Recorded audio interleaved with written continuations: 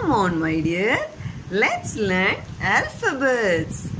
How many alphabets are there? There are 26 alphabets. Very good. What are they? They are A, A, B, B, C, C, D, D, E, E, F, F, G, G, H, H, I, I, J, J, K, K, L, L, M, M, N, N, O, O, P, P, Q, Q, R, R, S, S, T, T, U, U, V, V, W,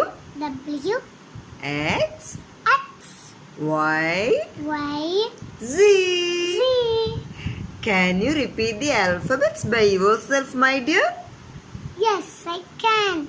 Tell me.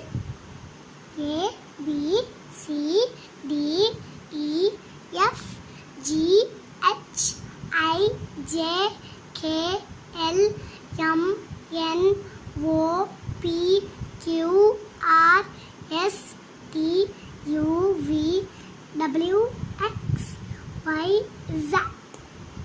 Z. Okay, very good. Okay, we can see later. Bye bye. Bye.